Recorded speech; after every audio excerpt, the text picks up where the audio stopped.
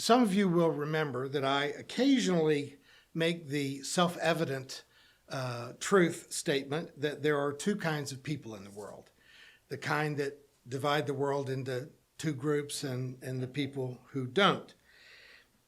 However, I personally tend towards the latter in that I see it as being either, or towards the former rather, I tend to see the world as being either comprised of very self-centered people or people who take a more compassionate worldview.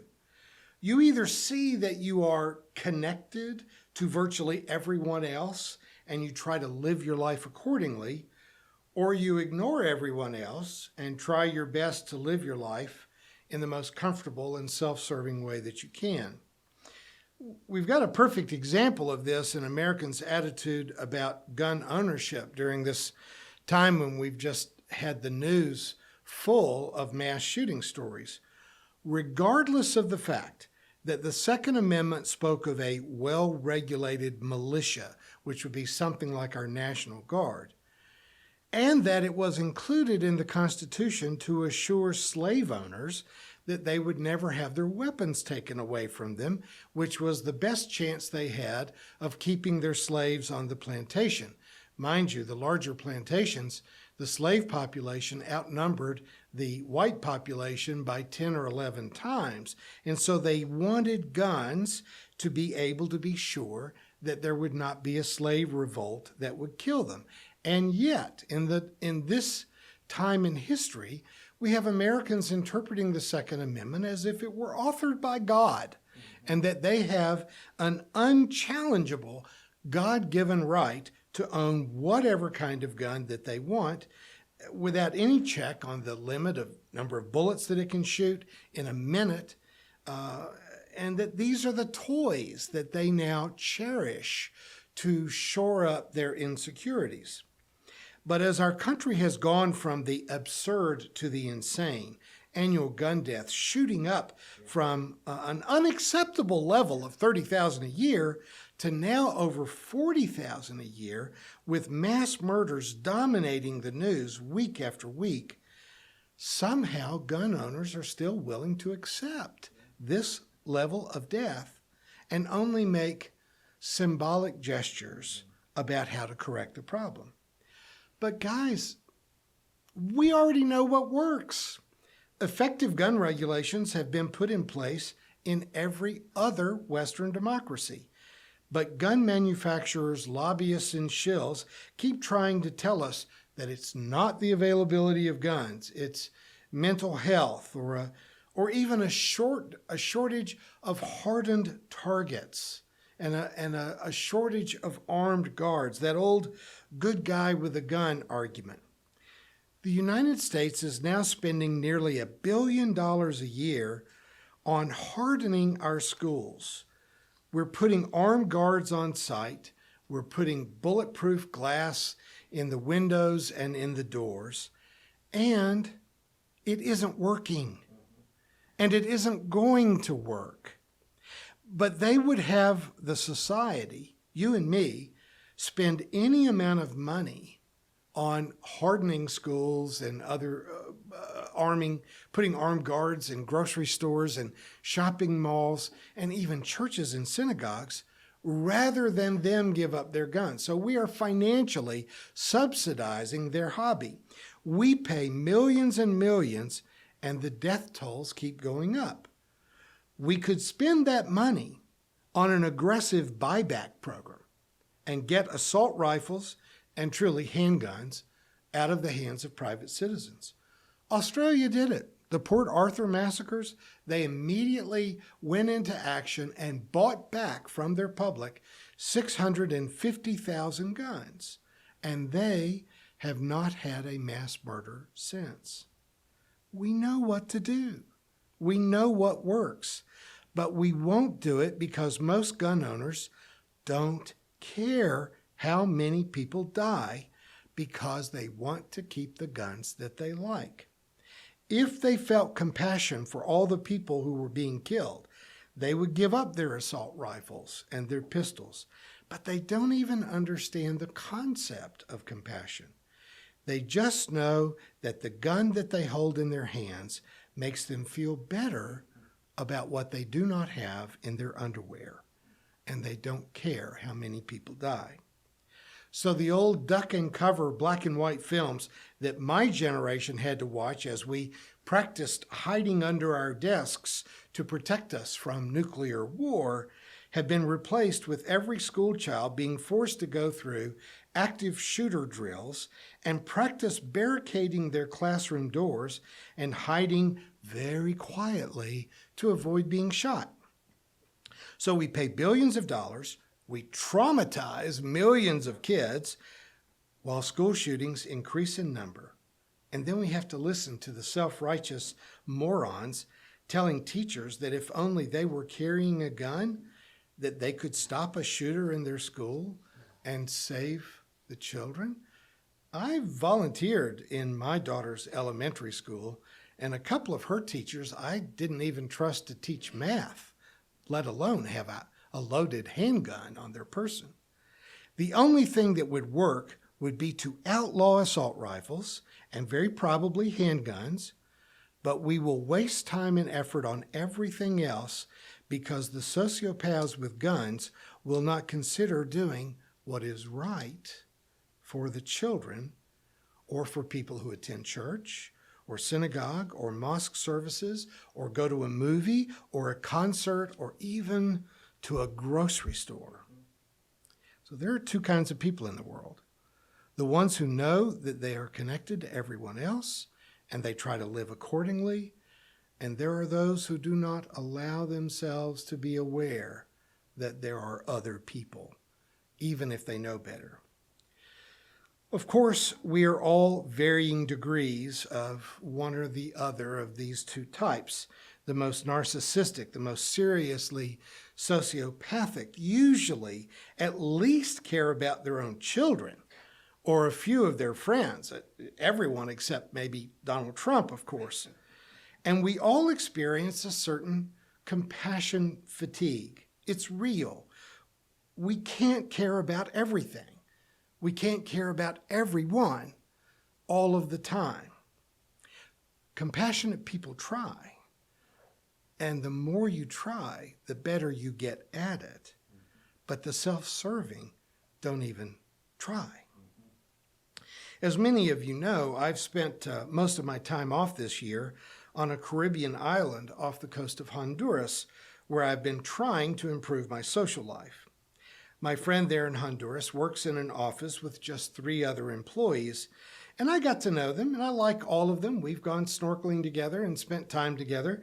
But one day, in casual conversation with my friend about the woman who works at the desk next to her, I was told that this woman is a widow with a 12-year-old daughter, and she keeps a household servant who is a 12-year-old child. So that every morning she sends her 12-year-old daughter to school and leaves the other 12-year-old to take care of the house, to wash the dishes, to iron the clothes, and mop the floor. An honest-to-God Cinderella story. And I know this woman, and she seems like a decent human being. But decent human beings don't do this, right? Now, my friend saw that I was upset, and she said, I know it's wrong, and I wouldn't do it, but it's very common here in Honduras. Classism is pretty stark in Central America. But as a North American, I don't feel like I've got a lot of room to be critical. But child labor, and I'll admit I've seen it in other places. I've seen it in Egypt, I've seen it in Nicaragua, but even there, even in the carpet factories in Egypt, the children go to school for half a day and they weave carpets the other half of the day. In Nicaragua, they go to school for half a day and then they're making these hammocks and other things for tourists to buy. But keeping this little girl illiterate and in service to another girl her own age living in the house where she lives, that's a cruelty that I've not been able to let go of. But when I returned to the United States after learning about this, I was in the produce section of my grocery store, and I was literally leaning over to buy a watermelon when I saw the sticker. This was back in March, and no one in the USA is growing watermelons in March, right? And the label said, a product of Honduras. And I couldn't buy it because I have every reason to believe that children are employed in agriculture in Honduras. In fact, I've researched it. I know that they are. Now, when I was a child, you couldn't buy watermelons at the grocery store in March, but with the international trade, we have virtually all kinds of produce all year long, and even though we don't pay much for it, that low price is coming out of someone's childhood. My Honduran friend is well aware of how a century of colonialism has broken both the economy and the culture of most of Latin America, and it shows up in subtle ways. Honduras was the original banana republic, supplying the North American demand for bananas that we cannot grow here. The Spanish word for banana is banano. That's easy enough, right? But that isn't what people in Honduras call them. They call them mínimos, which translates as too small to export to American grocery stores. So the good bananas are sold to us, and the Hondurans eat the mínimos that Americans won't buy.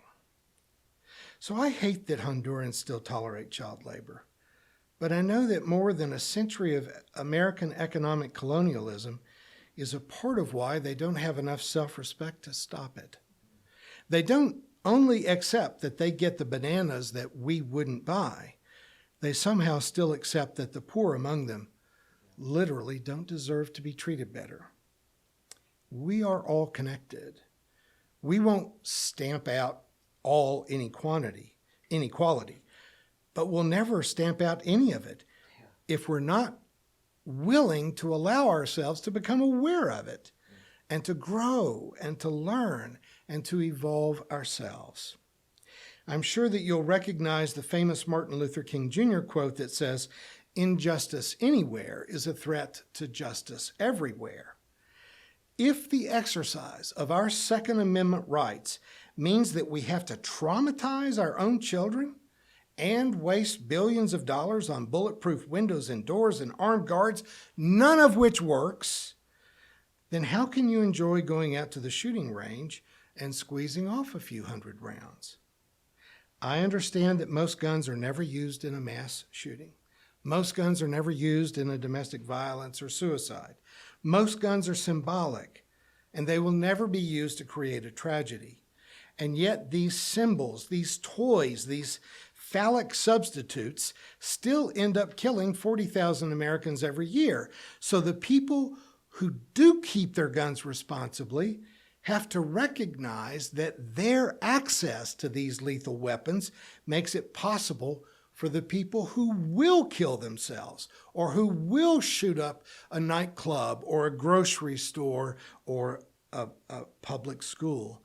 That makes those people able to buy them too. We're all connected. And that means that sometimes I have to give up something that is harmless at my house because it could be lethal to my neighbor.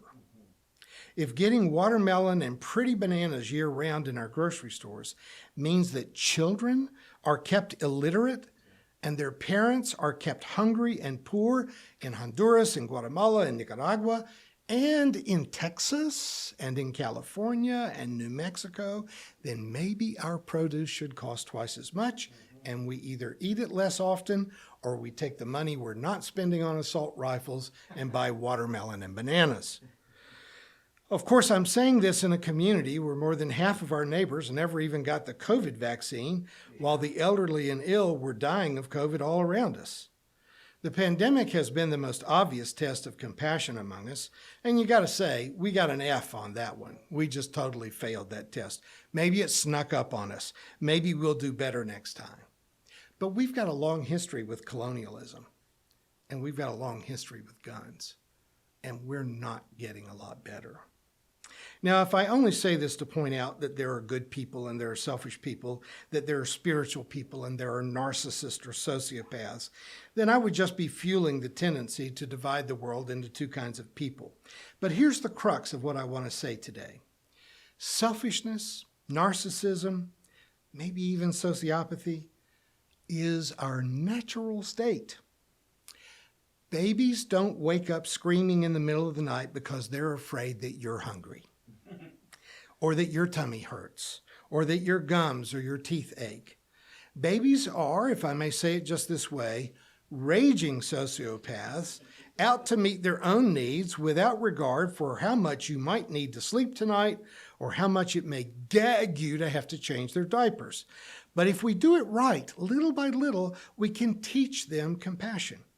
We can take the edge off of their screaming about how much they want all the chocolate, or they're screaming about how they want a new assault rifle, and gradually teach them to care about their siblings, maybe their parents, I'm still waiting, and friends, and eventually maybe even the strangers who grow and harvest their apples and their bananas and their Cheerios. I mean, where'd you think Cheerios came from anyway?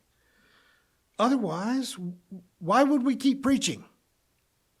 I'm still connected to some of the old guys who live in Kentucky that I've been scuba diving with for most of the last 2 generations. Good guys, all of them. But good guys, some of whom haven't clocked a lot of time outside of rural Kentucky, and sometimes it shows.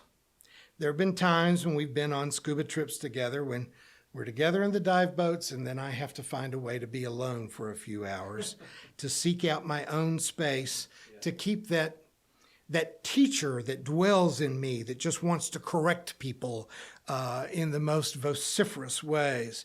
But I have noticed over the past few years that I need to separate from them less and less. And social media has allowed me to see that they occasionally have really progressive views. And when we open the mail here at the office, I sometimes even see donations from these guys that I didn't think paid any attention to what I do for a living.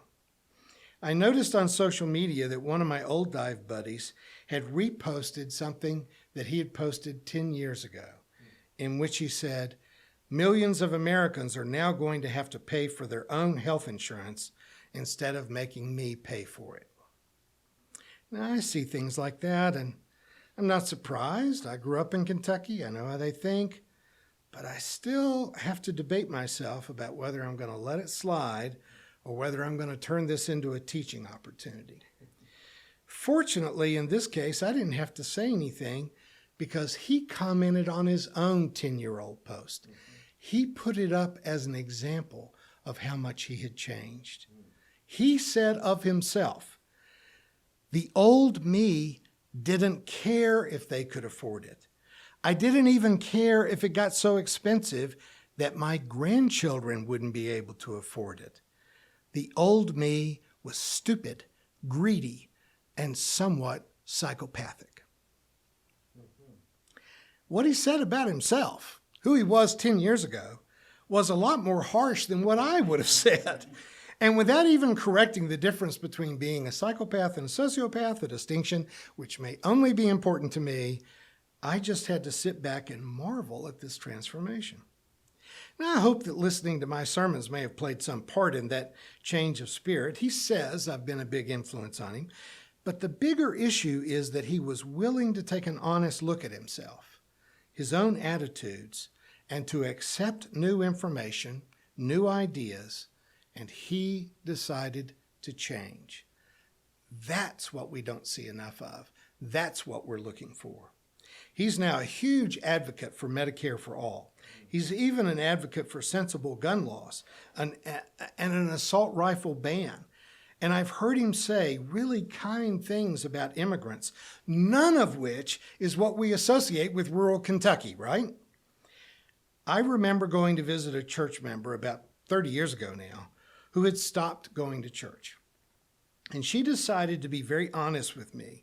And she just told me, "I won't be coming back.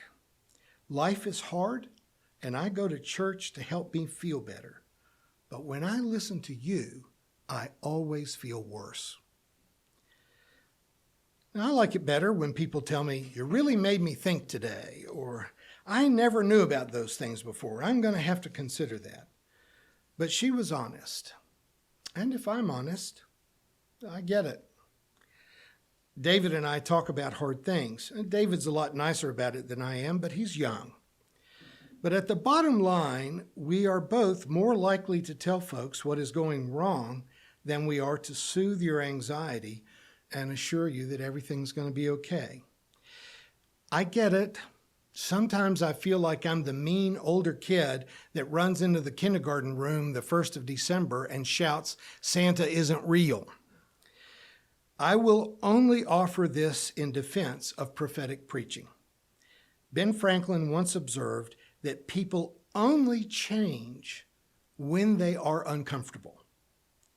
Compassion can be taught, but teaching compassion usually means that you have to make people a little bit uncomfortable first. Whether you're teaching your children that they have to share their toys with their playmates, or if we as adults must realize that sometimes we don't get to buy all the toys that we want, and we don't always get to eat the pretty bananas. Thank you for watching our videos. We are entirely dependent on the donations of our listeners and members. We hope that you find this content to be important enough to help us to keep offering these videos to the public at no charge by becoming a regular contributor. Please click on the donate button on our website at www.spfccc.org. Thank you for your support of progressive religious programming.